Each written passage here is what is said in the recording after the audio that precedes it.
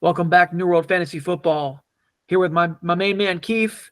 It is Tuesday, September 3rd.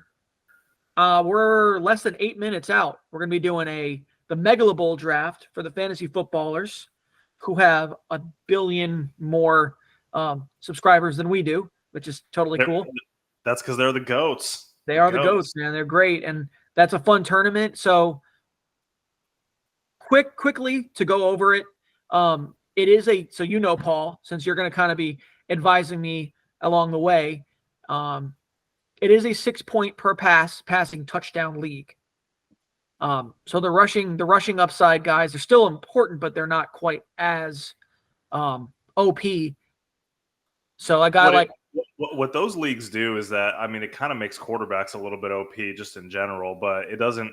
It also gives you a little bit of excuse to take the heavy passing guys. Yeah, it evens out. A guy like Joe Burrow can be pretty much on par with somebody who's like a Lamar Jackson, maybe not quite as good, but still very good. Not enough to go 2 rounds ahead. It kind of evens out those pocket passers a little bit, which that's the way that they play their main league. They say they play that way, and they wanted to emulate that in the MEGALABOWL. So, yeah, we're going to quickly also go over these first couple games, and then we'll get to the rest of the games as the week goes on. But how you feeling, man? I like the matchup, the opening matchup of Chiefs-Ravens, that AFC Championship rematch. Dude, I'm feeling amazing. 2 more sleeps till football. To be completely honest with all the listeners here, the Thursday and Friday games are the only games that I think I'm going to catch fully 100% live. Starting on Saturday, I will be on a Euro trip, which is pretty fucking awesome, but also stupid timing on my part. You know, when me and my fiance started talking about this trip, it did not occur to me that the first 2 weeks of September was probably the worst time ever for a fantasy football bro to be, halfway across the world and having games kick off at 3 a.m. and stuff. So, that might not be too bad though if you like set your alarm for 3 a.m. and like I'm a sick puppy, man. I might still catch it. So you'll TBD. By the time you guys hear this, I'll be gone. But if you see me active in the chat, mind your own fucking business, okay? I might be drunk on some wine at 2 a.m., okay? Well, good for you, man. That's fun. Any major thoughts about the game? Anything you're confident in? Anything that you're like fading? Any players that you are excited for? Like, what are we feeling? Well, honestly, I know that we're about to get into this draft, so I'm not going to wax too poetic on the games. I'm excited. These are great games to kick off the season with. Obviously, KC and Baltimore, largely unchanged. They lost each one of those teams lost a couple guys on defense, particularly in the back end of their defenses. So I expect the scoring responsibility to be a little heavier for these teams as the game goes on.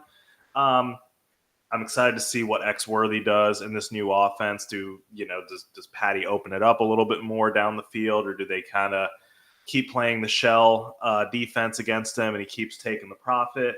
And then kind of the same thing on the other side with the Ravens and Zay Flowers. Like, do they open up his A-dot a little more? Because love the player, love his explosiveness, love what I saw on the field, but an 8.5 A-dot is not ideal for fantasy. Let's do this because we've got both teams like top player at their fantasy scoring position pretty close. So just quick fire. Is it for you more fantasy points? Mahomes, Lamar?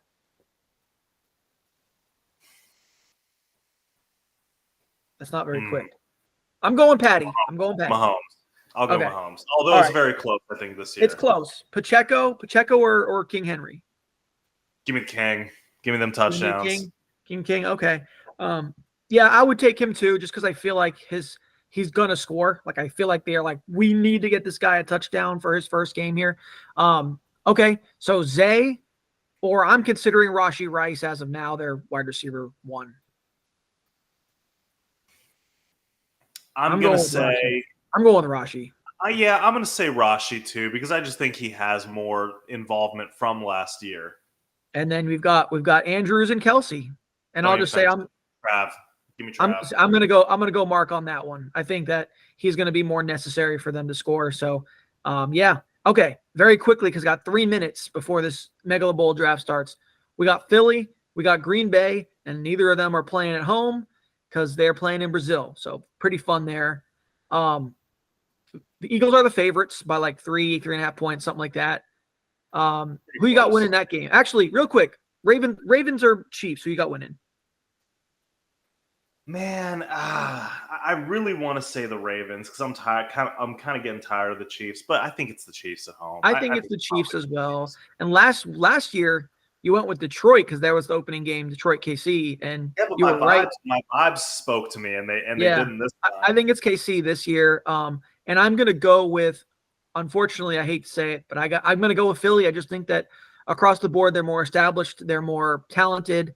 Green Bay should be a very good team this year, but I do think that Philly's going to be able to win this one. I agree. Obviously, this is going to be super chalky. You know, I do think the Eagles have the slight advantage, and I think their run game is going to be tremendous. I really do think Saquon gives them an added punch element there. So I'm excited to see the new piece, but other than that, between like in that game, I just really want to see what the receiver targets shape up to be. I mean, that's been a topic of debate all off season. Who's it going to be? Is it C-Watt? Is it Reed? Is Reed going to be a full-time player in this offense in 2 receiver sets? There's a lot of things that I want to see from the passing game that's going to be different for the Packers. The passing game for the Eagles, I think, is very easy to figure out. We've kind of seen the same thing year after year with them. Yeah. Yeah, I think you're right. I think that Philly's going to be more of the same. I think one thing that I haven't really considered, or not that I haven't considered, that I think a lot of people in the fantasy world haven't considered, what if they actually give Barkley some of these tush-push opportunities? How crazy would that be for him? Well, that would be pretty insane. If Barkley does the tush-push, then we all drafted him too late in fantasy. Just point blank. Yeah. I don't think it'll be exclusive, but I think that they're going to try to use some creativity with the tush push and add a wrinkle to it, which will be interesting. So, okay, but you got 2 good running backs in that game between Jacobs and Saquon. I think Saquon will score more points, though. I think they want to get him a touchdown as well early on.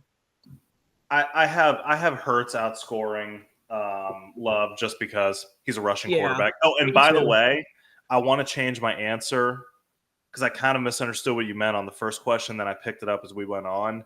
For just one game, give me Lamar over Patty in terms of fantasy scoring points. Fantasy scoring, but you're still going Chiefs. Yeah. Okay. I like it. I'm going to go Patty, though.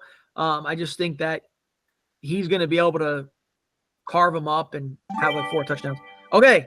So the MEGALABOWL is starting. Draft has started. Let's go. I have got. Can you see, Paul? I have the 4th pick. What it ended up being.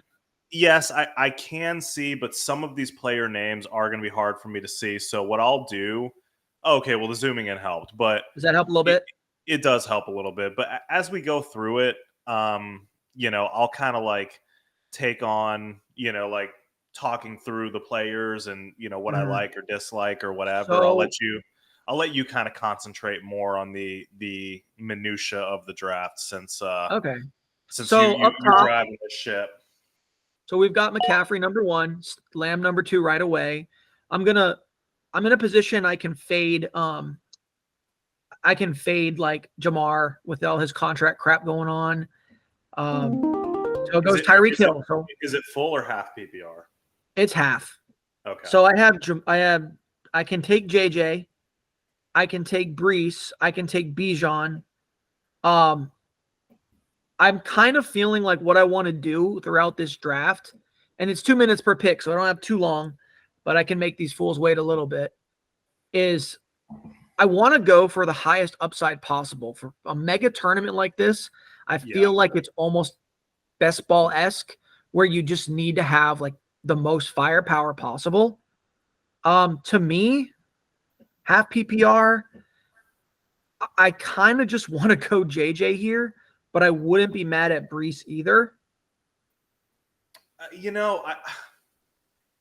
it were me, if those are the two choices that you're choosing between, and I take it like the Jamar nebulous contract situation has you a little thrown off of him. Yeah, for sure.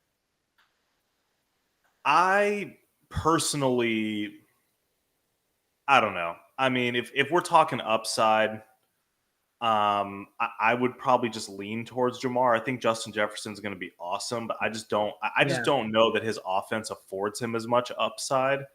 But if it were me, the Bijan and Brees I think is really attractive just because of what you're going to get from a position of need. But that's I think the Jets are going to actually be legit. Excuse me, and I don't think anybody's taking touchdowns away where Bijan could possibly see some taken away by Algier. I got almost 10 seconds left. I'm going to go Brees, and I'll tell you why in just a second. I'm going Brees, right, and the reason why is because 12 team, that's fine.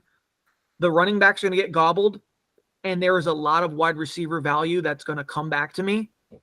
As much as I want Jefferson, I think his touchdowns are going to be a little bit nerfed. Like maybe he gets 6 or 7 just because I don't trust Sam Darnold to be a prolific touchdown passer. Still, he's going to be very good in my opinion, but he's going to have to do it off volume and yardage more than the touchdowns. And the touchdowns is what's going to put my team over the top. I think Brees Hall has, 20 total touchdown upside as well this year.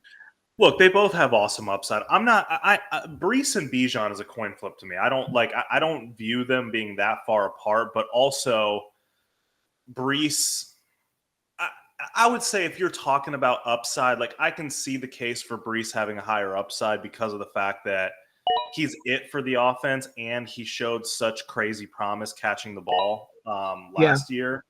I think A-Rod is going to go right back to that same well and get the ball out to him quickly. I agree with you. I have a question. Is it a 2 receiver or 3 receiver league? 2.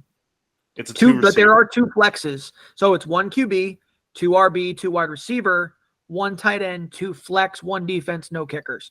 And it's a 14-round draft. Okay. And 2 IR spots. So that does change things. It also, I would be right there with you. If I am not mandated to start 3 receivers, I'm not prioritizing a receiver in the 3rd round when I still have one of the top 3 RBs. It's just available. Best player available.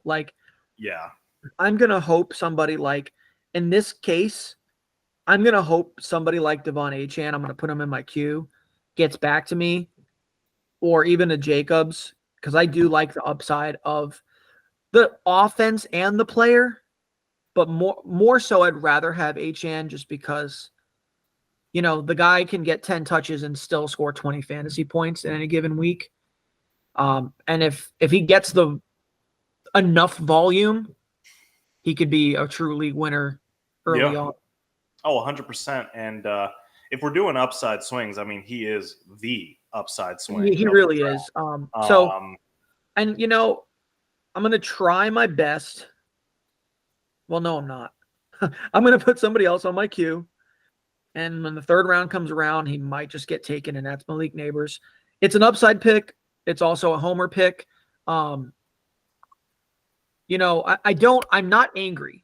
I want to make that very clear. I'm not angry about this, but it does suck that both 2 of my main leagues, with being a keeper and a dynasty, the same Giants fan got Malik. Another draft. I just play with too many Giants fans because he went like a round ahead of ADP, a round and a half ahead of ADP in every major draft that I'm in. And I'd be like, it'd be nice to have the only weapon that really is exciting on the Giants offense. Look, I don't have that exact same problem because it's not about my personal fandom, but you've heard me here, and you were right there along with me, banging the fucking table for Derrick Henry all off season. Like, this dude is a walking 20 touchdowns. I have to have him. Tell me how I went 0 for 5. Do not have any share whatsoever. And like, the way that our keepers worked out in our main league of record, kind of had, when it came, I was in the back of the first. Yeah. So then on the second turnaround, Derrick Henry was right there, and I had a strong conviction about quote unquote reaching for him, anyways. And then he was kind of sitting right there. I think there might have been like one receiver ahead of him. I knew he wasn't going to get past you, and it pissed me off and bummed me out. Yeah, I saw your expression when I picked Derrick Henry, and it was like kind of like that muted, like, like, you know, you were hoping for it. You didn't expect it. That was my last chance, dude. That's my last draft. I literally, I'm sorry, Kevin Costner. I failed you. I had the little note in my pocket that said Derrick Henry no matter what, and I walked away from all my drafts not getting them. Well, I tell you what. Now I'm just wishing on the age clip. I'll tell you what. Who was your first pick in that? Did you get AJ Brown? Yeah, I had to do that, dude. I had to. Yeah. I mean, I'm never going to be upset about an elite wide receiver getting taken in the first round. It's like I thought that Chris Olave went a little bit early in that draft, but you know, if you have conviction about him, that's cool. But let's back to this draft. We can review that draft another time. But so far, all the usual suspects go. There's an auto picker who ended up with Chase. Looks like that was 8th overall. Yep. Yeah, 8th overall. And then after Chase goes Gibbs, Taylor, Barkley at 111. And then on the turn, who actually, funny enough, this O-Dog guy, I don't know if you can see that name with the Patrick Starr. Nope. Yes, I can. I'm circling it now with my cursor. Yeah. Crazy enough, all the people that play in this Megalabowl, I was in the same exact league as him last year. I went back and looked because it looked familiar. That's funny. So he went with Brown and ETN. All right. Kyron, somebody going with the 2 RBs. I might do the same if it works out that way. Real quick, Andrew, and you know, looks like you have a few minutes till your next pick.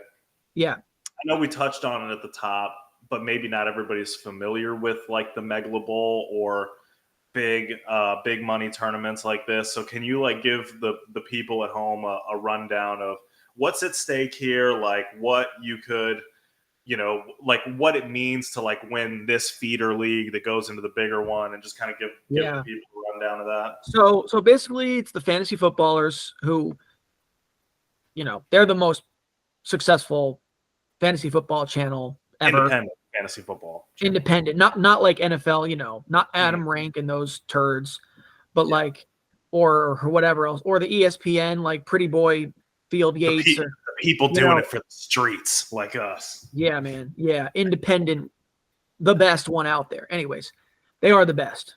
Sorry, Paul, we're not. But like, so really, the main prize, and I found this out today because I was actually listening. I was not like ignoring it, but the main prize is really just to be put in their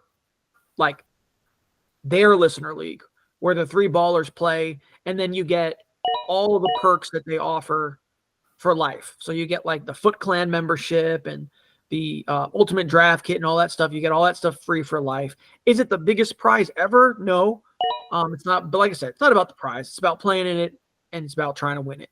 So damn, Andy, Mike, and Jay are cheaping out this year. Fucking A. Got a lot of employees to pay now. Yeah, for real. So Chase and Harrison for the auto picker. So Derrick Henry ended up going. And there goes Achan. There goes Achan. So that was really and then, okay, Drake London. I'm not really worried about Drake London. So I've got Josh Allen there, but I don't want to go quarterback too early. This early. It's too early. It's too early. Caps the upside of my team. Devontae, Olave, and Jacobs are right there, followed up by Brandon Ayuk, whose ADP is a bit suppressed due to everything going on in the offseason. Which is no longer going on.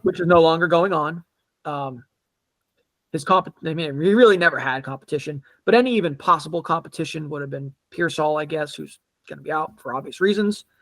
I just want to take another running back and then let the value come to me at wide receiver and go with Josh Jacobs and take a really good offense to start. So Josh Jacobs it is. Yeah, that's a solid pick there. I mean, I don't know that I would have done anything differently. Like I feel very similar about all of those receivers, Devontae Adams, Chris Olave, so on and so forth. You know, like if one of them make it back to me, cool. But I'm also not gonna like cry and piss myself if if you get a run on these receivers. I just don't like once I get past G Willie, I'm not sure if I'm as bullish on the ADP range of these receivers here. Yeah, I'm not like in love with taking a Devontae or an Olave if they get to me. I mean, if Josh Allen gets back to me in the third, which I don't think is going to happen, but if it was to happen, I would do it there. And then having a big time quarterback in a 12-team league, and especially in a 6-point per passing touchdown league, is pretty radical. But well, here's my question though. Like, there's a tier of quarterbacks, right? The elite guys that are out there. If you played the game, could you potentially wait around on one of these other elite quarterback options? I think once Josh Allen goes, the quarterback run will start. That's just my prediction. But in a league like this, I am not against waiting a little bit longer for Anthony Richardson, or even a Jaden Daniels. I would take a CJ Stroud. But really, I don't know if you can see the names here, Paul, but yeah, I want to be in this range for tight ends. Yes, no, the tight end, dude, in this league, I was literally going to tell you, like, we can't afford to fuck around at tight end. Like, you got to make sure you get one of the top 5. I don't really care which one, but you got to get it. You can't be worrying about that week over week. Yeah, it's not a fun place to be, feeling like you've got to pick up randos off the waiver wire and hope for the best. That's not the most fun place to be, and it's just not how you win a big tournament like this. Sheesh, Josh Allen, we'll see, man. We'll see if he ends up going. Are you worried at all about the fact that he's lost his? I mean, I know that the jokes are gonna come running in when I say Gabe Davis is number 2 receiver, but he did lose his number 1 and number 2 receiver from the past few years. So do you worry about him potentially taking a step back? If his fantasy points that wasn't so rushing heavy, I'd be more worried. I just feel like Josh Allen is going to be able to piece it together enough to where it's not going to matter. He's going to be just fine. Like, I'm not worried about it. But at the same time, I don't think I'm picking him if he gets back to me, honestly. Because I just feel like the value later on is going to be enough. And I need to start piecing together. Even if a quarterback run goes, then that just means you're pushing elite tight ends and receivers down. So yeah, I'm not worried about a quarterback run. I'd be more worried about a tight end run than a quarterback run. Yeah. So who would you ideally like to drop to you here? I kind of want Ayuk. Ayuk's got some boom weeks in him. He's got some boom weeks. Everything is, after a tumultuous offseason, everything's coming together for him. Big boys got paid. They're still got Brock Purdy on the cheapest quarterback deal ever. Everyone's healthy except for Ricky Pearsall. But there you go. Well, didn't matter. Taken out of your hand. Didn't matter. Okay. So it sounds like you're going to go with Ayuk here, but talk through maybe why you don't love Chris Olave as much as Ayuk or as much as some other people. Because I Well, feel like that would be the chalky thing to do here. well, it's simple. It's just offense and quarterback play. As much I do like Olave. I took him, and I think it was the third round.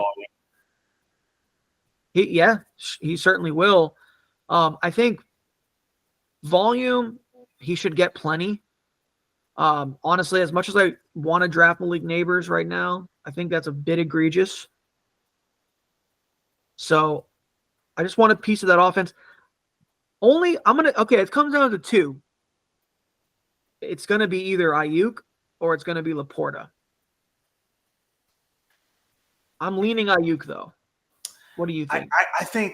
I think you got to grab a receiver. Like you still need two of those positions filled, and I think that there's other tight ends later in ADP that are good enough that will give you close to what Laporta gave you. Plus, there's a non-zero chance that some of the touchdown variance kind of hits Laporta the wrong way, right? Yeah, very true, very true. And like with two flex spots as well as two wide receiver spots, it's like the tight end becomes a little bit less important. Not by a lot, but a little bit less important. And you know what? No tight ends have went yet. Knock on wood. We'll see when the first one goes. Waddle goes right after Ayuk. Talk me through that, because neither of those guys is like considered to be the number one option on their team. Both great offenses. Yeah, I think Ayuk and Debo are a little bit more 1A, 1B, or like both 1A. They're a lot more even. Where Tyreek Hill is just so ridiculously dominant that Waddle is just not the one. And the Dolphins, they're so efficient. They're going to score plenty of points this year. The touchdowns can go all over. That's the only thing that worries me about Waddle. Is like I want guys who score touchdowns at a high rate, and that's just not really Waddle with Tyreek Hill being right there and with Achane in the backfield. It feels like he is the odd man out with actually scoring touchdowns. That could change, but that's why I don't love Waddle this year. I still like him, but I'm not like, going to bend over backwards anywhere. The lack of touchdown equity does kind of hurt the ironically, Hurts just goes. Yeah. Does kind of hurt the week-to-week upside. Although I think the thing that I do like about Waddle is kind of like a anti-IU, because I do think he might be more week-over-week consistent. But Ayuk's got a nose for the end zone, so I can't hate on that. And plus, the other thing I got to say, finish as a receiver one already. Who are you talking about? Waddle? No, Ayuk. Oh yeah. Three running back build. Interesting. Yeah. Gibbs, Henry, White. I mean, hey, he's got 2 RB spots and 2 flex spots to work with. So those are his best players available. Then hey, good for you, man. I'm not gonna do that way because I don't. So about this 3 super heavy high T build here, I don't love doing that because I feel you get locked in later on to just taking other positions instead of letting the draft just fall to you. You're like, okay, I cannot take another running back until, round 9 or whatever. And I don't know. I don't love that. Yeah, the only rule that I ever give myself on drafts is personally. Now, look, other people have other things they swear by. Do what you feel, but my rule is I don't leave the first 2 rounds without a running back. That's the only rule I give myself. First 2 rounds, I got to get one, and then everything beyond that is just going to be BPA. And I think that's pretty much the most popular draft strategy nowadays, is especially with PPR and how many points wide receivers could get in a pass heavy league, is the hero RB because, you can find value. And as we know every year, I'm looking at all these running backs drafted by mid-season, half of these dudes are going to be dealing with injuries. Yeah.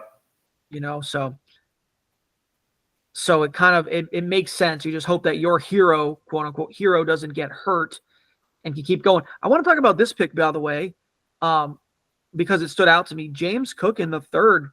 James Cook 3.7. How do you feel about that? Yeah, I don't love it. Not It's with like a bit Chad of a White reach, still right?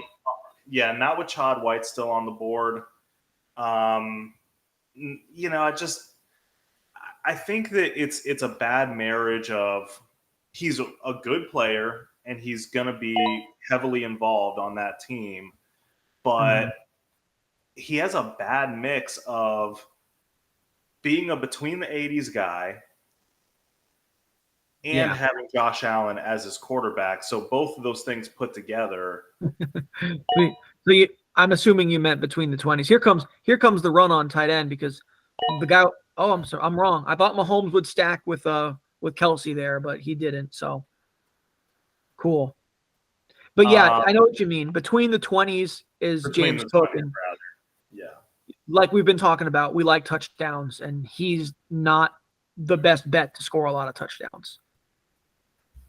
So, but I will say this, and the bull case for James Cook, even if he doesn't score a lot of touchdowns and he's not really in the red zone, is they vacated so many targets, which you mentioned already. That typically leads to running backs getting some of those targets funneled to them. That could be pretty huge for James Cook. Wow. I just think that Richardson over Lamar, that's tough. I don't love that. This is a bad pick. I'm sorry, guys. Bad pick. Well, but it is an upside swing. We're talking about upside here. It's an upside swing, but no, I'm a Richardson fan and I'm a Colts fan. You're a Colts fan, I know. But I would not take him, and did not in a league. I would not take him over a guy that's already proven it. Lamar's proven that he can have a very successful MVP style. And this guy, look at this guy's draft, dude. He must be a Colts fan too, because he went Taylor, Garrett Wilson, but then Pittman and Richardson. So he's got 3 Colts in his first 4 picks. Limiting your upside too. There's only I love Shane Steichen, but I don't think they're going to be putting up 6 touchdowns a game. Yeah, it's a very Colts heavy. This is just kind of like this draft from this guy here, Gotham Gritty, is definitely just going all in on one team. And I think it's a fine team, but that's too heavy. That is just too heavy. Great value for Debo here, I think. Decent value on Debo for sure. Debo's a little, I don't know. I just have a weird vibe around Debo this year. I don't really have a rhyme or reason to it, but it's just at his normal ADP cost, I've gone with other receivers. Yeah, it's understandable. So, all right, coming back around to me, Malik's still on the board. If he gets there, I'm going to take him for the feels, which, I can't really argue that from a fantasy sense, except for, he's a super explosive rookie that has upside, but his offense will cap him a bit, sadly. But there's not a ton of guys in this range and with your team construct that I would take over him, except DJ Moore. It's just I've kind of gone back and forth with Moore. I think at the beginning of the offseason, I'm like, oh, rookie quarterback, too many mouths to feed, this, that, and the third. But I think we might be overthinking it with DJ a little bit. He's a great receiver that can win in all areas of the field, and it looks like he's going to have the best quarterback he's ever had. So whatever he loses in massive volume, he should make up for in efficiency. So if he's there in the 4th round of a 12-teamer, I'd feel pretty good about grabbing him. Yeah, so I'm pretty much going to do it like this, Paul, because I agree with you. My Q is Malik and DJ, and if one of those, if they're both there somehow, I'll take Malik, but if hopefully at least one of them is there. It looks like, are we going to get an auto pick? Yeah, he's not even logged in, so it looks like we're gonna get an auto pick here.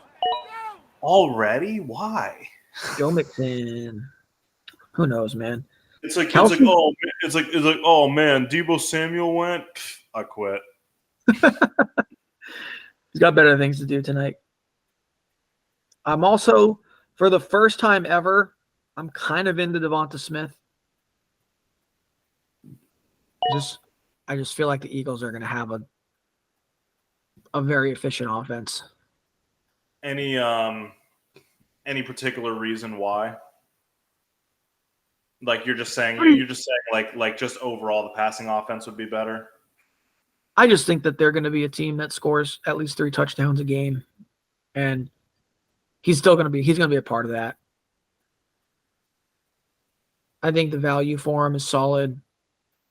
I'm not like bending over backwards to get him, but I'm not mad at getting him at like in the 4th round. But okay, so McBride goes. Yeah. So we've got 2 tight ends. Okay, there goes Devonta Smith. 2 tight ends now off the board, which is not terrible for being in the 4th round. There goes Lamar. I'm up. L-Jax goes. You're up. Now, Malik here's my question. Malik is here. I'm taking Malik. So, between Trav Kelce, Mark Andrews, and Kincaid, I want a tight end with this next pick. Yeah. So, which one of those would you prefer come back to you? I want Dalton Kincaid. I want all the Dalton Kincaid. I still love Mark Andrews. It's hard not to, right? He's been a stud for a long time. I just have this feeling, this crazy feeling, that we as a fantasy community get caught up in the position next to the guy's name. He is a glorified tight end who is a wide receiver that has a tight end tag next to him. That is the only guy that Josh Allen has true chemistry with, except for maybe Shakir, but whatever. It's about Kincaid.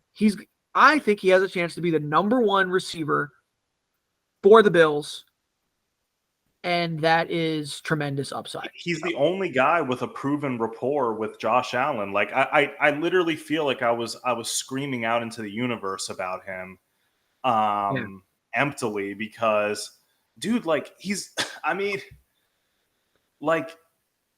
to be Mr. Necessary. I mean, whatever you think about his lack of equity for touchdowns is what it is. But yeah, I mean, I think he's going to be huge. I've got 5 picks. Grabbing him everywhere I can. We've got 5 picks until our next pick. None of these teams that are picking again have tight ends yet. This guy who's picking now has 3 wide receivers. And that's it. The other guy has McCaffrey and 2 wide receivers. So let's see, man. You got to think at least 2 tight ends go here. I'd be fine with any of those guys, but if all 3 go, that would. This is the sweatiest moment so far.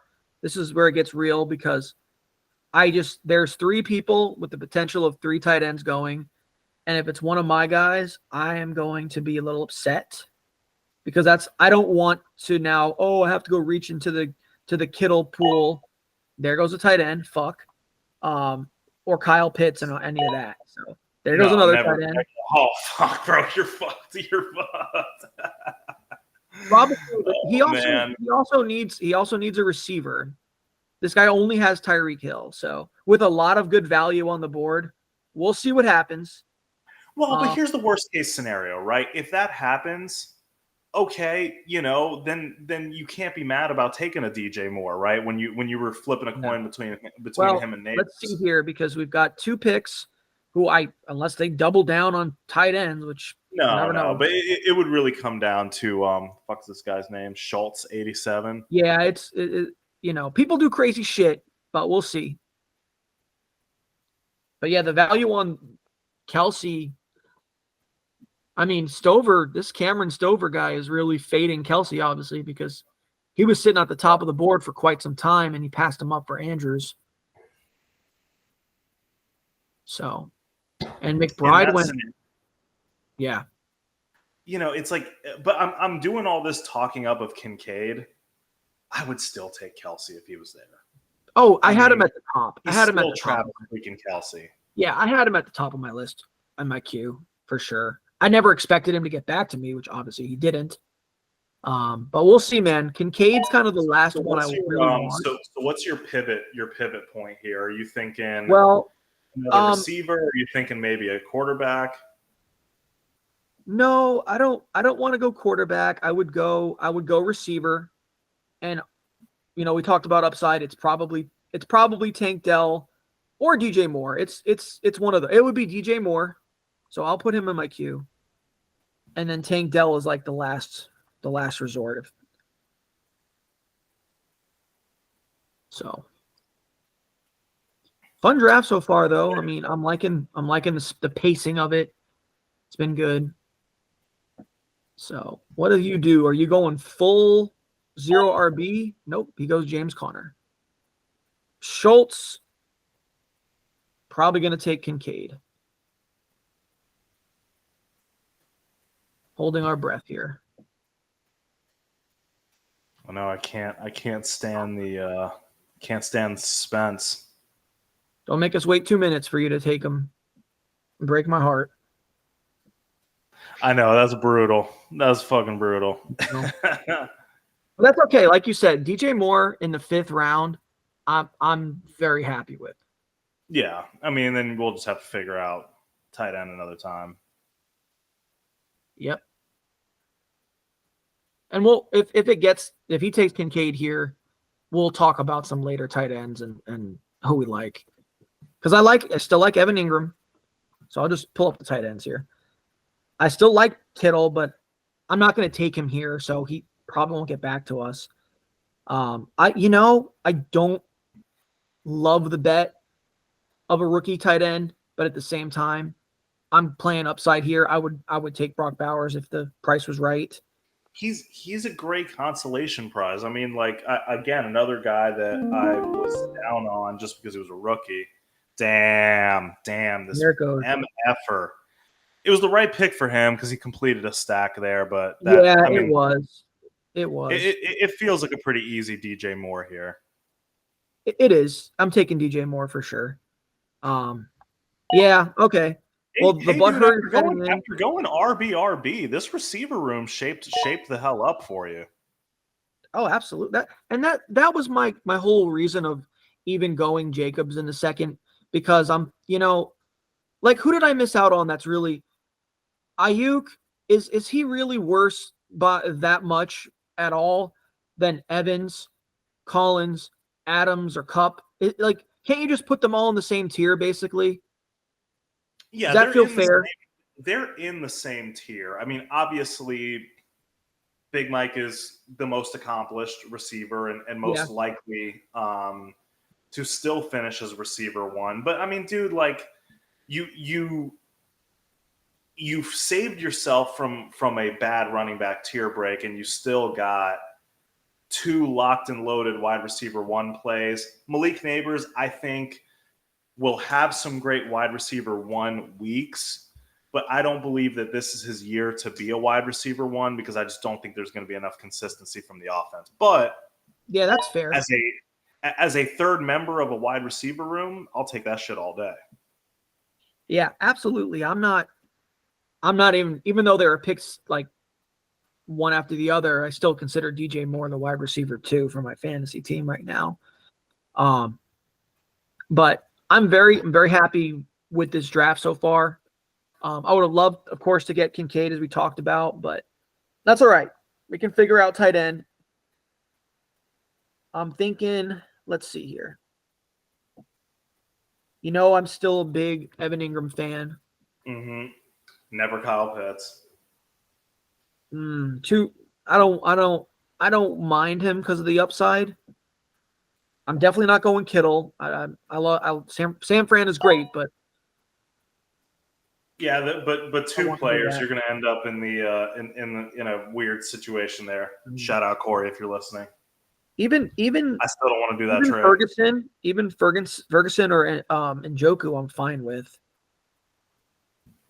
But I think ideally, I would want to go with the upside of a Brock Bowers here. Okay. Not maybe with the next pick, but we'll see, man. We'll see. People are going to get scared. It's a long draft. And so I would probably say, like, Ingram might be the safest floor tight end guy that you have. But if you can get a bite at the apple at quarterback, I think in a 6-point passing touchdown league, like, I think maybe you kind of want a couple bites at the apple for an elite quarterback like a Murray or somebody like that. What would you think about doing something like a Dak stack with Ferguson? Because Dak seems to be underrated every year. Like last year, he was the QB3. And just looking at, his game logs here, like he put up almost every game, like he's putting up 20 points. He's super consistent. It depends on who still is there. Yeah, I'm not going to reach for him, but yeah, I'm not mad at something like that. No, and everybody's down on the Cowboys because they're just idiots about how they, went about their offseason, but they're still going to be one of the better offenses out there. Just keep this idiot on auto pick. He keeps auto picking.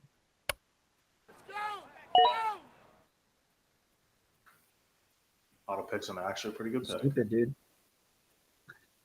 Yeah, why do they make us wait if it's still auto pick? Like, does he come on? It's like he comes on here and takes himself on auto pick. To do a little bit of time filling here, Andrew. Earlier in the draft, you went with Josh Jacobs over Pacheco. Obviously, I think that does go chalk to ADP, but I do know that you are a big Pacheco guy. Talk to me about that pick.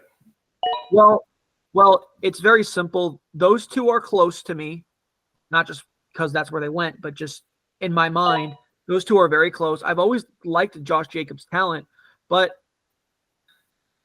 Piran's going to end up being a little bit of a thorn in his side because when I drafted him a few weeks ago, Piran was not there. And the thought process was, okay, well, and what Andy Reid was saying was basically, okay, Pacheco can do it all. He's now gained the skills to do it all. So I had him ahead before, but now that should be Jacobs because Lloyd is having his struggles with injury and just being a player right now. Fumbles and whatnot have plagued him. And I don't know. He's a rookie. He's a mystery. And Jacobs has just been fucking durable his whole career too. It's so funny to me how this is probably one of the. Well, yeah, Jesus. Like, this is one of the. You cut out for a second there. Oh, well, I was just commenting on the fact that Jacobs has been very durable throughout his career, and I feel like that's been maybe a little bit of a blind spot, in terms of like trying to figure out like which running back is the best running back to go with or whatever. Like, from an NFL standpoint, your ability to handle workload matters. And that's why, some of these guys that we are always very confused about, like, oh, what the hell, man? Like, why didn't Tony Pollard get more carries than Zeke? Or why, isn't Jalen Warren getting more, touches than Najee or what have you?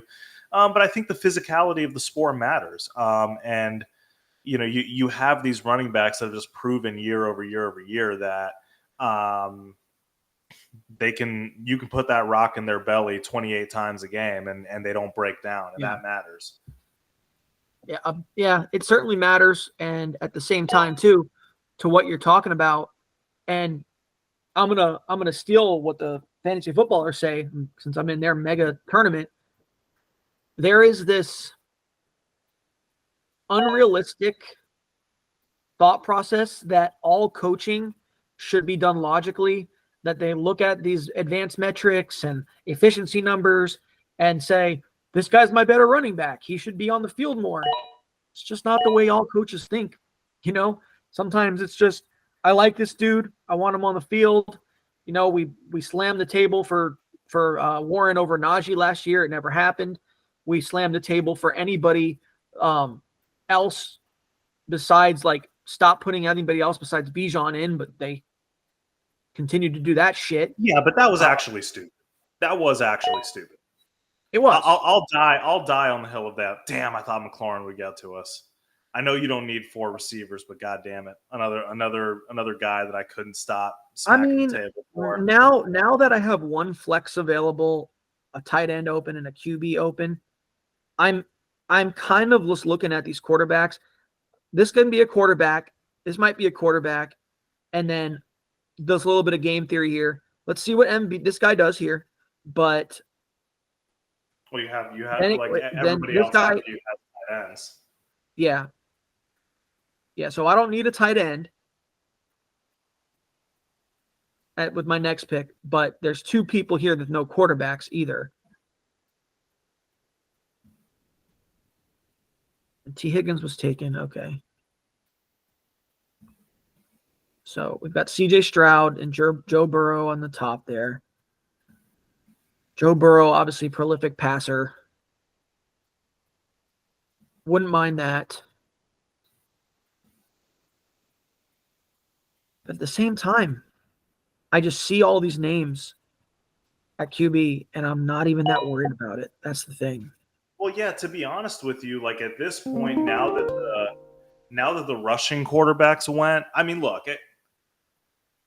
it would be, it would be nice to lock yourself up with like a CJ or a Joe Burr here, assuming one of those guys go, because I do think there's a slight tier break after that. But if you see I'm very comfortable going into the season with Dak Prescott as my starter. So who's the flexy guy you want? Who do you want? Let's get flexy. Not Keenan Allen. Not Roma Dunze.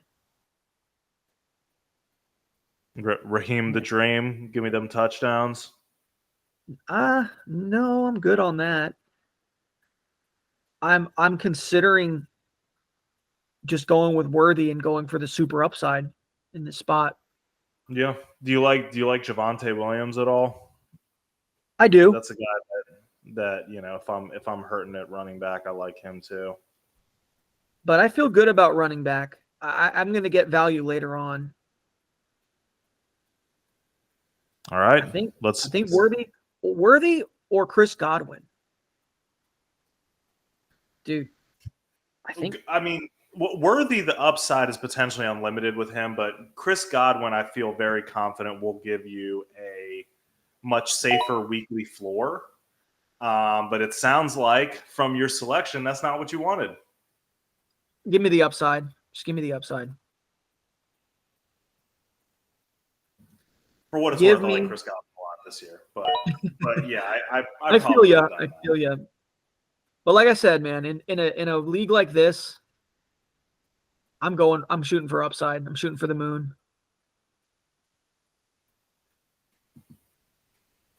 A Chiefs deep threat that they haven't had in a while. Patrick Mahomes is itching to throw the ball down the field. Itching. And I already have Rice in another league, and he was picked. Rice was picked. Yeah, no, Rice was picked actually pretty early. And the thing is, if the suspension early in the year wasn't looming over him, that's pretty much, I think, where did he end up going? Right here. End of the 5th round. He probably would have been a little higher. Like, I think you still draft him ahead of a George Pickens or a T. Higgins if that's if that never was a thing, the suspension. All right. We got to get at least one quarterback going here, don't we? Yeah, you got to figure that one of these boys is going to take CJ or Burr, but those feel like smashes to me, just based on the receiver rooms they have. I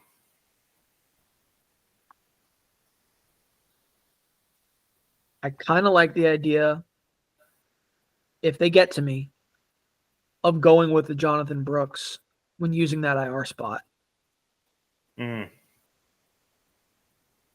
Or Chubb. They're both there. Kind of lottery tickets. Yeah. If it's me, I'll be honest. Like, again, this is all, like you said, the way you're building this team is very much swinging for the fences, upside. I prefer Javonte there. I've really warmed up on him this year. I think he's going to be a usable, like, high opportunity running back in a bad offense, which is what we hope Jonathan Brooks will be when he's healthy. The crazy thing about that to me is I think that Javonte realistically has a shot to be a low-end 1 just because two things. Peyton loves throwing to his running backs. And what if Bo Nix isn't garbage? What if he's just respectable?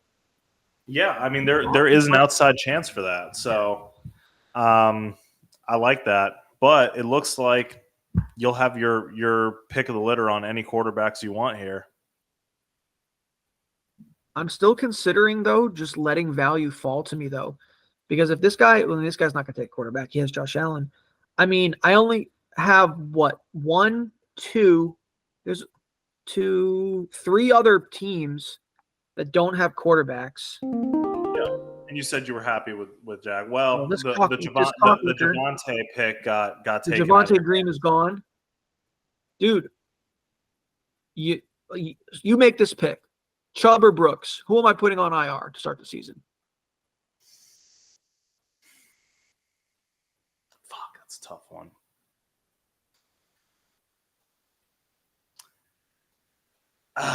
Give me Brooks. Man, Brooks. It fucking bums me out to say on that. The board. It's just like, if Nick Chubb proves me wrong, he will be the fucking god among men of all time to come back from that knee injury. But yeah, Jonathan Brooks is younger. He had a simple ACL. And he should be back sooner as well. Yeah, and Nick, like, we just don't know what he's going to look like coming back off of that devastating knee injury. I think that he can come back and still help the Browns, but I just cannot imagine a universe where he comes right back to 25 touches a game. I just can't see that. Especially if Jerome Ford and company, I guess maybe Foreman. Yeah, if they're not desperate for offense, then they're not going to rush him back. I mean, they're not going to rush him back anyway, but they're not going to rush him to have 20-plus touches a game. You know, it's going to be like, all right, we're going to give you like 10 and ramp you up. So you might not realistically ever, but let's just say if it was a guarantee that Nick Chubb was back to old, vintage Nick Chubb, you probably still aren't getting that until like week 10, week 11. This nothing to see here, fella. He doesn't have any tight ends, does he? He does not. That's interesting. I mean, in theory, he could still get it on the turnaround, but if both of these teams keep their tight end spot open, that is interesting. This guy should be looking at. I'd hope he's looking at running back, but he could be looking at tight end, or he could just be, wilding out, not caring too much about those positions. I'm just kind of going with the hero. I think you can take the hero running back thing a little too literally. I'm afraid that sometimes people do that. Yeah. It's like, I get it. I understand the theory behind it, but anything past the 6th round to me, look, if you believe in a guy, you got to get him in a real league. Like, you can do mocks all damn day long there to follow ADP, but ADP is not ADP because everybody picks players in a certain order every time. ADP is an average, right? So, like, you got people that jump around ahead on people all the time. So I've found that to kind of be the truth in every draft that I've really ever done, is that like if you really love a player and you don't want to get snaked, got to go around early. You have to. Yeah. There's a point where the ADP game can backfire. Yeah. And then you just end up like it's happened to me. By the way, it's happened to me even this year, like knowing this, right? But it can get away from you a little bit. But if you play the ADP game, it sucks because you get theoretical values, but you end up having a team full of guys that you don't have a lot of conviction about, which sucks. Yeah. And then sometimes if you're only taking value, you kind of nerf your team because you can't get max value into your lineup. Yeah. So Godwin and Thomas is a nice little. His receivers these last 4 rounds are all like pretty nice. Who he's getting? Yeah, he filled his room out pretty nice.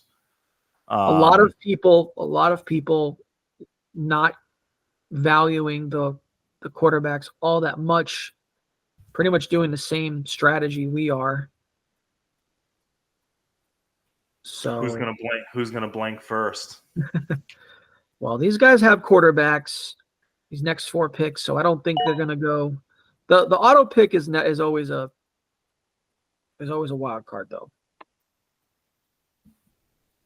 Yeah, well, that's the funny thing. The auto pick AI in Sleeper usually does better. Yeah. But for years, man, the auto pick AI was so savage. Of like, quarterbacks score more points. Blink. No, that's my third one. Blink. Do it again. Yep. And then it's like, oh, there goes Evan Ingram. So then 8th round, it's like you definitely need your kicker and defense. 7th and 8th round. Yeah.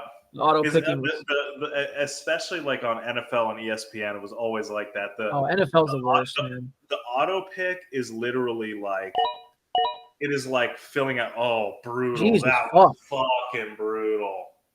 Okay, that was so brutal.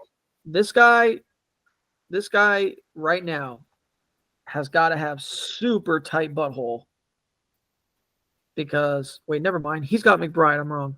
The next guy. Yeah. Tight butthole because just take Dalton Schultz, dude, because you have Stroud.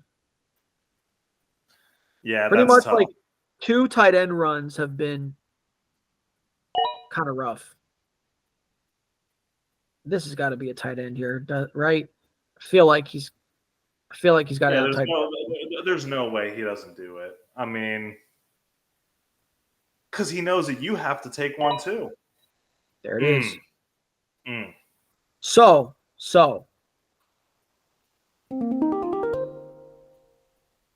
what if the strategy Hawkinson is there? I have another IR spot available. So you're just gonna you're gonna take Hawkinson here and then no, not here because nobody ahead of me I don't think is gonna take him with their tight ends. So now Joe Burrow, I think is falling way too far. I'm gonna take Joe Burrow. Yeah, I was gonna say you gotta go QB here. Yeah, these guys, 2 of those guys don't have QB. Burrow is falling like a freaking stone. Way too far.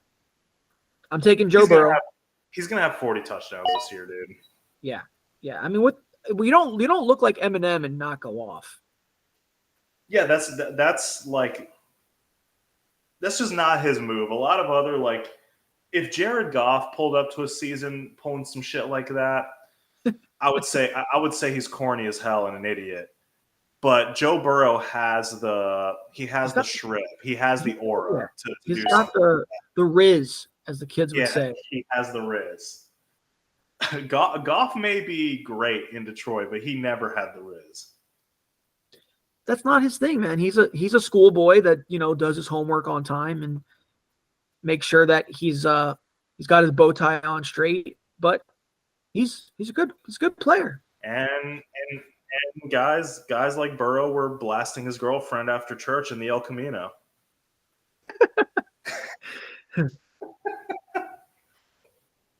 But that doesn't make Goff less of a quarterback just because he's girl. No, hey, he's got a pretty attractive wife or girlfriend though, Jared Goff. Dude, anybody that's a fucking athlete and a millionaire has an attractive girlfriend. I'm just like, that's true. I'm just talking shit. That's true. And if you don't, what the fuck is wrong with you? Well, you're gay. Yeah, but you have an attractive boyfriend. That's right. We don't judge. I don't like this guy's team. Looking at you, Caleb. I don't like this guy's team. This number 1 spot. Like, I don't like what he's done with his draft. Obviously, he's got McCaffrey, but I just don't like it. I don't know why, but I don't. Now, I think I do know why. Because I think he's relying too much on either Moss or White to like actually be good. And I'm scared of Adams this year. And 2 Raiders is too many. Yeah. That's I'm out on that build. I like Schultz. Carry him, though. I like Schultz' team. Yeah. Anytime you have a Josh Allen and who we believe Kincaid's going to be amazing, that's pretty nice. And Tyreek Hill, just alone, Tyreek Hill and Josh Allen is going to be like 50 points for potential him. week winning. It's so wild though. Like our fantasy football belief in Josh Allen is pretty crazy that his value as a quarterback really hasn't dropped very much at all, despite the fact that he lost Steph Diggs. So I'm gonna look ahead here, Paul. Game theory a bit. I don't think that I really need to take Hawkinson yet. Like, you might not be the only motherfucker with that idea, though. But yeah, but everybody else is there, everybody else has tight ends. Yeah, if B-Rob is there, that's my pick because. Or what about Trey Benson? What are you thinking about Trey Benson? He's got the upside. I mean, obviously, James Conner is always good to miss a few games a year. As a prospect, I know that the community is a little split on him, but he's a highly drafted young running back, so in theory would be very good. I just think Brian Robinson is one of those just like always criminally underrated guys. Like, he's a starting running back with a locked-in position with a team that should have a better offense and a running quarterback. I just think that people want to turn up their noses at the Brian Robinsons of the world, but like there will be a time in week 13 when the bye weeks are fucking you up that you'll be very happy to have a Brian Robinson and his boring 10 points. Yeah, that's true. The running ability of Jaden Daniels also should open things up. But Jordan Addison is there, who's tempting. I like his talent. Jalen Warren is there. I don't really love Jalen Warren's interesting. I'm not big on Jordan Addison this year just because of how nerfed that offense is going to be. I don't really want anybody that's not. I don't think it's going to be horrible. It's just obviously can't project it to be as good with the quarterback downgrade there. Yeah, I'm considering Robinson because all this guy does is just produce and nobody respects it. Yeah. It's between Robinson and Benson.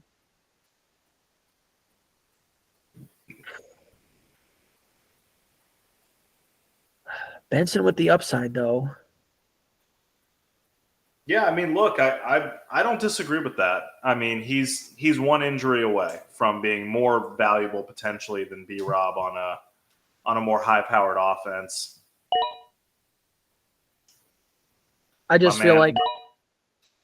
just feel like Benson might, even though we're projecting him to be the next man up, what if he ends up splitting carries? I know Robinson is going to get touches right off the bat.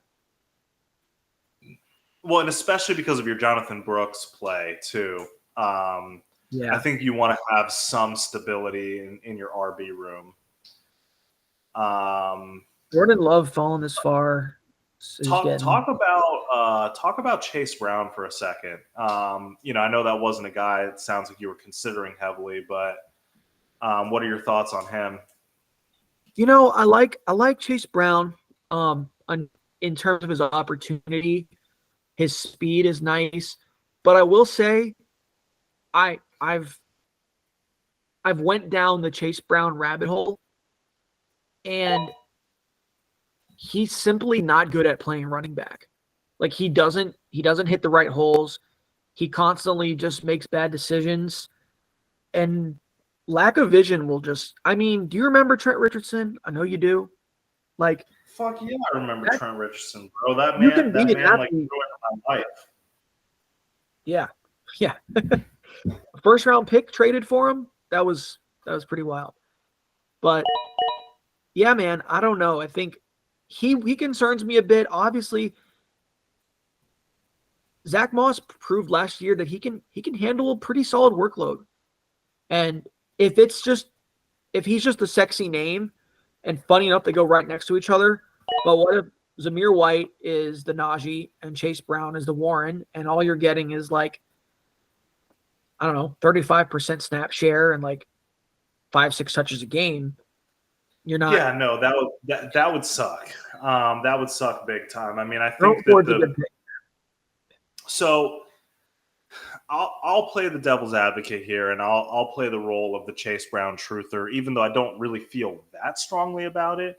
But I think that the people that love Chase Brown, it's not so much that they love Chase Brown, but it's that they hate Zach Moss.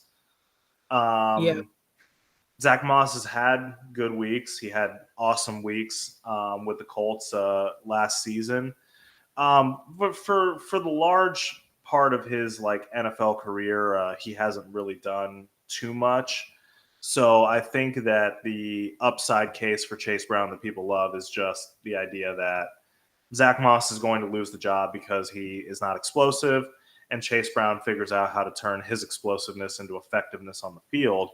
But if vision is the issue, that's damning, because Trent Richardson was not a plotter. Trent Richardson had power and he had speed. What he didn't have was the ability to actually play running back at the NFL level when his offensive line was not opening up the gates of Gibraltar for him. Yeah. First defense. Ravens. You ain't trying to win the tourney. Yeah, I mean, you're going to play them against the Chiefs week 1, unless you go with another defense. But like, and this is only the thing is too. These rosters, they're only 14 deep. So like, double dipping at any onesie position is like, I would say, not ideal. Well, the reality is you're gonna have to make some tough choices. Well, you don't have to carry a kicker, which helps, right? Like the fact that you don't have to, that doesn't burn a roster spot on your teams. Yeah, true. But yeah, I mean, it's still like that's not deep, right? Because you're starting 9 still, right? Even without the kicker. Well, you got, let's see, so 1, 3, 5, 6, 8, 9, including defense. Yeah, so that leaves you 5 bench spots. That's not that bad. That's a pretty standard league, but it's not like we normally play in leagues that have at least 6 bench spots, which I personally think it's better because, like, you know, you just don't have to make like dumb roster decisions of like, these are both good players and I have to get rid of one of them. Normally, you know, it makes waiver day a little less exciting, but it allows you to just have a little more flexibility in your roster. Yeah, it does. And I like that. And the deeper the league, the more necessity it is to actually trade, which is fun. Right, you don't get league winners off the waiver. That like our freaking Dino league, that waiver be dry. It's dry. I mean, there's gonna be. We haven't played a snap of football yet, and I've had 2 guys go on the pup. Well, Pearsall, I guess, and who else? Eli Mitchell, which he. Oh, true. He could be going on the pup, and he could be going on the fucking practice squad for all I know. You know who might just be like done. Who I'm thinking is done. Is Clyde Edwards-Helaire. Oh yeah, he's toast. Like I'm pretty sure I think it's because of a mental problem, like mental health problems, that he's not going to play. He's going to be on like the whatever you call it, the NFI, the commissioner exempt list or whatever, like the non-football injury. Well, so they've said that he's been having like mental struggles or whatever. Yeah. Having mental health problems, and just with no I don't know. I just feel like that's probably going to be the whole year that he's not going to play, and it's not like he was a superstar. So typically that means team's not going to really bother with you. You just get cut at that point. Yeah. That's the Chiefs have not made many mistakes in recent years, but goddamn, burning a first-round pick on him, bro. Yeah. Crazy. I mean, the thing is, they had the roster to be able to deal with it. Obviously, they've won Super Bowls, but it's still just kind of, I don't know. It kind of sucks because the potential for him on that team, it's like Pacheco now. Like they funny enough, they got their stud in the 7th, and their first rounder is a bum. Yeah. But it's kind of a wash at that point. Well, doesn't really matter. That's the meritocracy of football right there, which is why you take more proven receivers, and you take shots at running back late, because guys get hurt in front of them and guys emerge out of nowhere. With all of the research and all of the depth charts and everything that you have, is this going to be Hawk here? So I'm gonna tell you my strategy. I'm gonna go Hawkinson here. He's gonna obviously end up on my IR, and then I'm looking to get Taysom Hill to plug in the non-tight end. Everything out of that Saints camp is that he is being just used all over the place, and he's kind of their jack of all trades, as we know, but because Dennis Smith can't stop fucking hating on Kendre Miller. Yeah, well, Dennis Allen is a twat, but Nick Chubb. Oh my God. Might not be a bad bet, to be honest with you. If people are just going to let him. The problem is I already have 2 freaking IR players now. I have Brooks. True. Yeah. I have Brooks and Hawkinson. I don't really want them. Still think that's what I like. Trey Benson. If Trey Benson's there, if Trey Benson's there, I got to take Trey Benson. Have to. Romeo Dobbs, I like. Of when you know you have to play him. But I like it. I like what you did here. I mean, the tight end. Fuck you. The tight end run was brutal. There goes Trey Benson right there. No, we couldn't. We can't be too mad about that in the 10th round. I'm pissed. It was my player. I like how you salvage tight end there, because TJ Hawk, he won't be a top 5 guy this year. The offense isn't good enough, and there's other guys that just are in way better situations. But he will absolutely outscore the likes of the, on a per game basis, he's going to outscore the likes of like the Jake Fergusons of the world or the Dalton Schultz of the world or the Njokus of the world because he's a difference-making talent at the tight end spot where a lot of other guys are kind of just the, turn around and fall down type of guys. Yeah, no, just don't really add much after the catch. And you can make it work for a few weeks without him. That's the hope, man. I'm kind of like just wanting to get at least one more running back for some depth, and now they're all going, so it's annoying. Was that his first QB? Yep, that guy went with Jared Goff as his starter, which is in this format totally fine.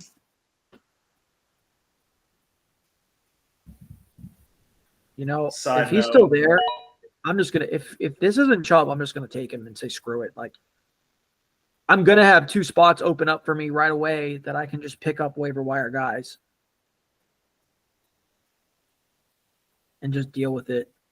But of course, everybody wants to say something. They take. We're in too many damn leagues. Like I was in the middle of writing our friend Juan a very scathing message about changing his team name, but then I saw that it was in your league.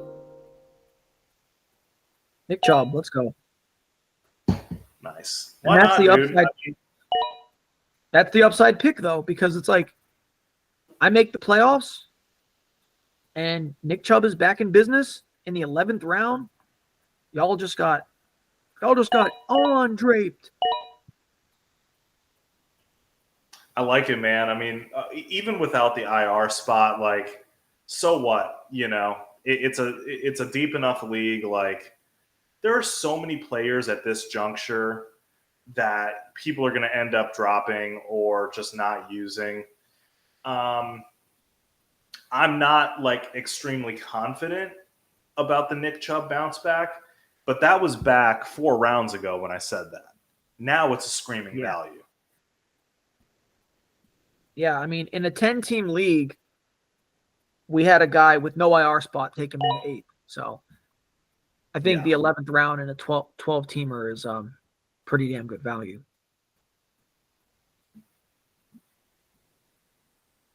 I don't even care to take a backup quarterback in this kind of format. Like, no, there's going to be Joe Burrow hopefully stays healthy. He doesn't have his bye until week 12. I'm good. I'll pick up the 1 week Daniel Jones is good, right? Yeah.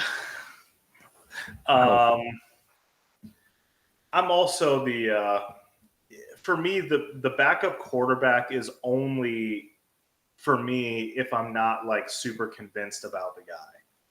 Like, if I take a quarterback like, oh, this is an upside swing, this is an A-Rich, this is a Jaden Daniels, this is a whoever, I taking a swing on that kind of guy, I would feel more comfortable taking a quote-unquote safer quarterback to hedge my bet later.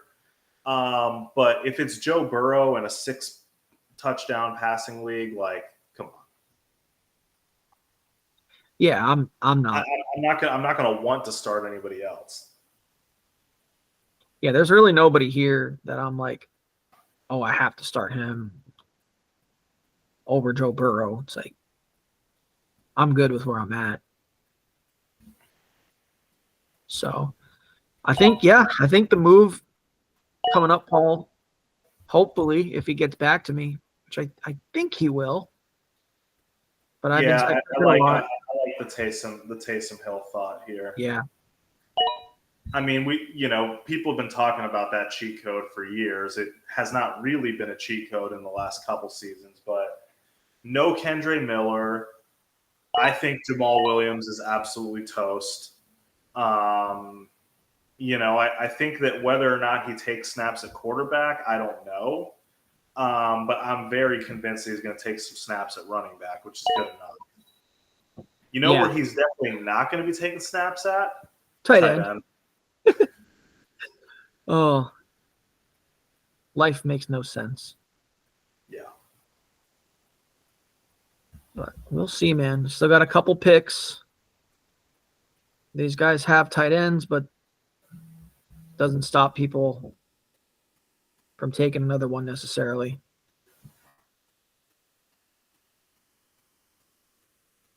So I guess the move for me in my roster is actually to put Hawkinson and Chubb on IR and not Brooks. Just because he's probably back the fastest. Yeah. Well, you can manipulate your team around too, but yeah, I would have a tendency to agree with that. Doesn't really matter, but planning ahead. Wicks, sexy pick. Wicks, all right. Taysom Hill it is, bro. Let's do it. Let's have some fun. Starting Taysom Hill for like at least the first 4 weeks. Let's do it. I mean, that's the best choice we have at this point. Give me the upside, like I've been saying. Cole Kmet, don't see much upside. Musgrave, not a ton. Ben Sinnott, not even like a full-time player yet. Not this year.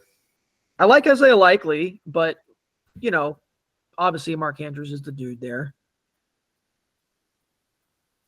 Yeah, man. That's fun, dude. That's a fun draft pick to make here. So I got 2 picks left. Well, really 1, because 1 has to be a defense. Well, you know, it doesn't even have to be. Because I'm going to drop 2 players, or not drop, but I'm going to put 2 players on IR anyway. Yeah. Keep taking swings. Just don't forget. Nah, dude, I'm going to do that like right away. So basically what I'm going to do is I'm going to take a wide receiver. Well, first off, I'm going to take McLaughlin if he's there. But of course, now that I say that, one of these people will take him. But yeah, I'm going to take a wide receiver. I'm going to take a running back and a wide receiver, and then I'm going to waiver wire a defense. Well, shit, man. If the Dallas Cowboys are somehow still there, I might take them. Well, that is an upside play, right? Yeah, because like in week 1, they have Cleveland. Deshaun Watson has just not shown out. Week 2 is New Orleans. Like, let's see. I think one of these guys will take them, though. Well, San Fran wouldn't be a bad quote-unquote must-take defense either. And it's not like you can't go back and waiver wire a running back anyway. Yeah, I certainly can. No running back here is like all I have to get them. Like I'm not in love with anybody. Brandon Cooks. 2 Cook for Scoop.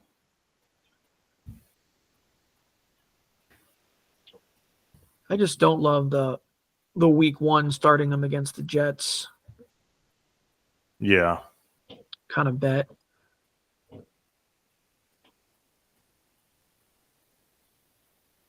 You care about any of these Patriot guys that are around here, like the Jalen Polks? I'm Mario fine Douglas. taking that shot.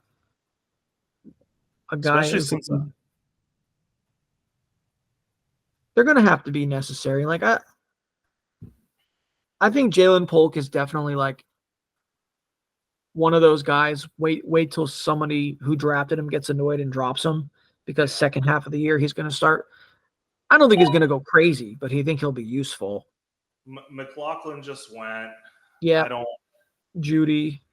I don't really love Polk that much. If you want to take an elite defense here, I mean, shit, like why not? If Dallas is, if this pick isn't Dallas, I'm taking Dallas.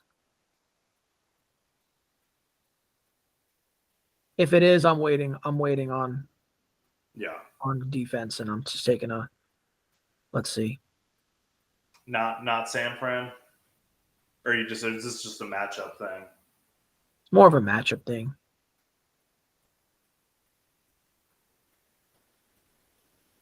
Trying to see who even has upside here. Yeah, I mean Polk. It'd be Polk.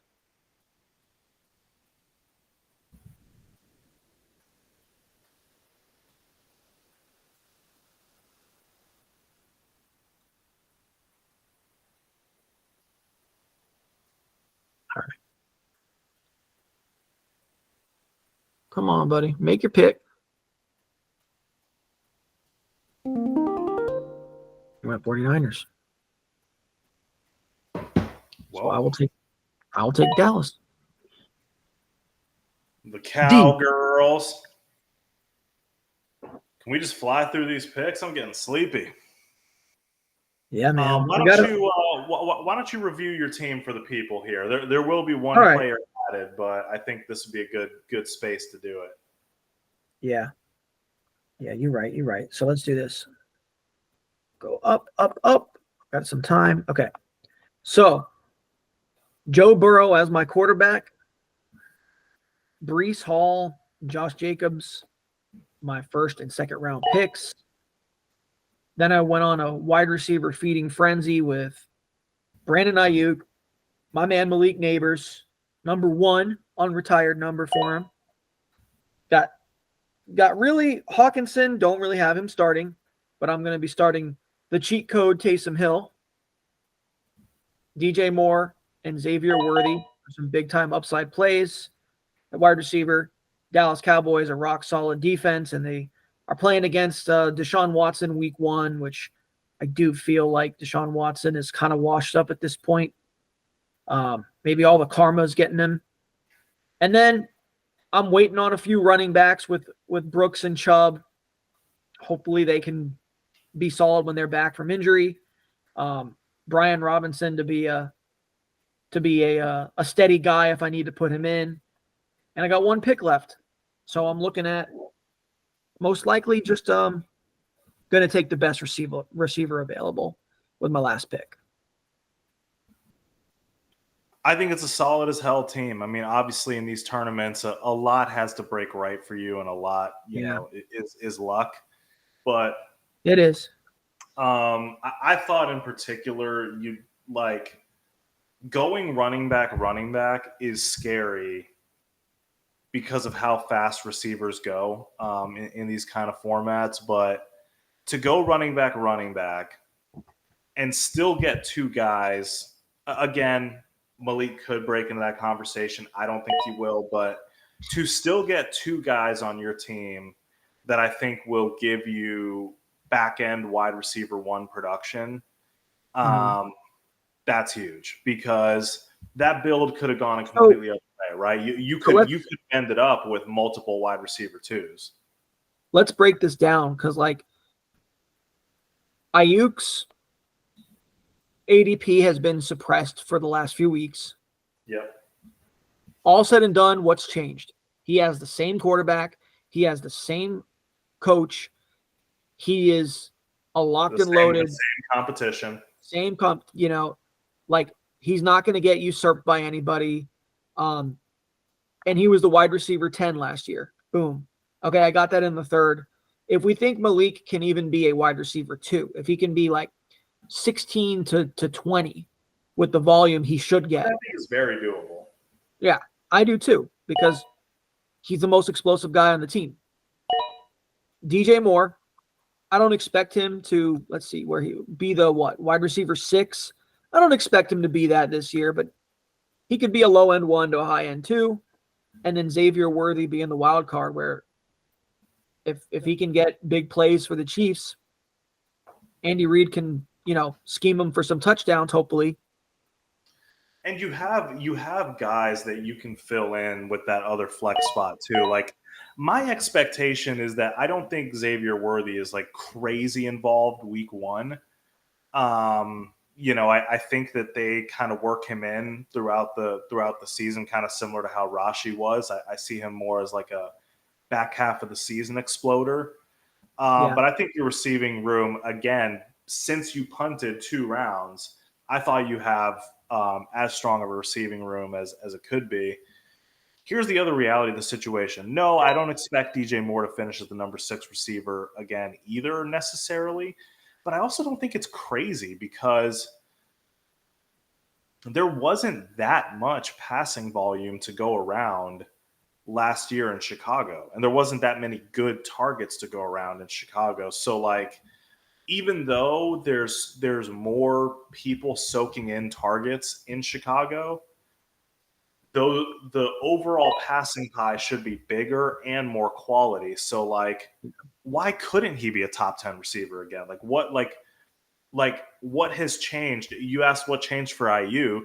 Yeah, nothing's changed for Ayuk. Things did change with DJ Moore, but Yeah. theoretically for the better. Sure. But he also has got a lot more competition, right? For targets now. And rookie quarterbacks typically don't deliver wide receiver one upside.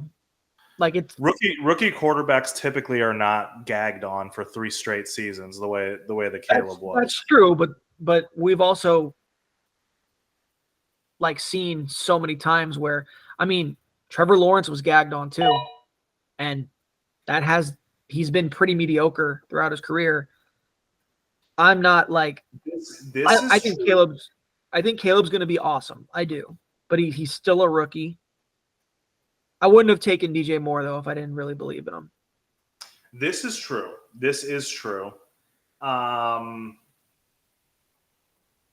I think I don't know. He looks the part to me. Again, I could be fucked up. I could be wrong. And with Trevor Lawrence, I still think there's something there with him. I think there's untapped potential with him, and a lot of it has just been nerfed about. I mean, the Jags have just been stinky for such a long time. It's hard to completely shake that.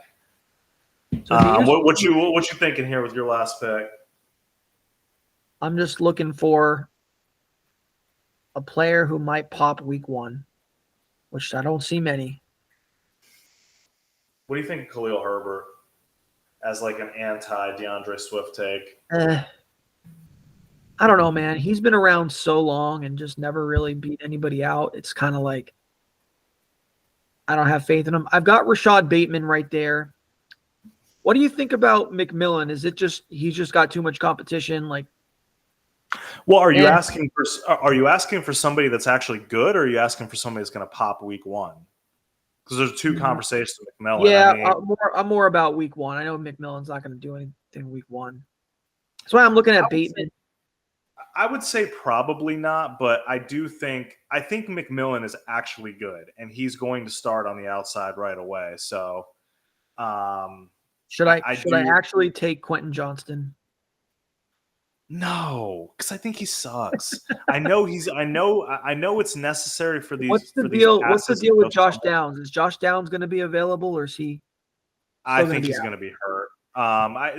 He's going to come back at some point, but I don't think he's week 1 ready. Yeah. I don't really feel in Dotson. No, unfortunately. What about Roman Wilson? Nah. What about a little sneaky Jermaine Burton? Little third receiver in Cincy type action. I went with Bateman. He should be on the field. By the way, all those other players we mentioned, why don't you fucking pick them up anyway? Yeah, exactly. I'm gonna have some space on my roster to pick up. Let's see, who am I picking up? Yeah, I guess Burton wouldn't be a terrible pickup right now. Oh, Mason, that was the pick, man. That was the pick. Shit, that's all right. Oh damn, yeah. That was kind of a blind spot there.